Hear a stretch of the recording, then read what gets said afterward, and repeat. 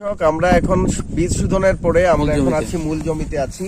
এখন আমাদের লেইস ভাই বীজ বপন করবেন। কিভাবে বীজ বপন করতে হয় সেটা আমরা দেখাচ্ছি।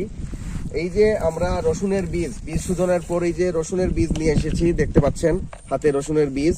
তো এই বীজগুলো আমরা 4 ইঞ্চি দূরে দূরে আমরা সারিতে মানে লাইন থেকে লাইন 4 ইঞ্চি দূরে আমরা ইয়ে করবো। এবং যেমন ধরেন এই যে একটা আমরা রসুন একটা বীজ বপন করছি, এখান থেকে 4 ইঞ্চি মূলত 5 আঙ্গুল দূরে দূরে, দাদা একটু সামনে এসে দেখান। এই হচ্ছে 5 আঙ্গুল দূরে দূরে আমরা এটা দেন, আপনি 5 আঙ্গুল দূরে দূরে দেন তো, রোপণ করেন তো 5 আঙ্গুল, হ্যাঁ এই যে এই জায়গায় দেন। এবং আমরা লাইন করে করে সারিবদ্ধভাবে আমরা বীজটা বপন করব। এবং বীজ বপনের পর সাথে সাথে আমরা সেখানে খড় বিছিয়ে দিব, কারণ খড় বিছিয়ে দেওয়ার যে প্রক্রিয়াটা এখানে কিন্তু মালচিং এর কাজ করে, এবং সেটা আমরা পরবর্তীতে দেখাবো। তো আপনি রোপণ করেন, আমরা দেখছি।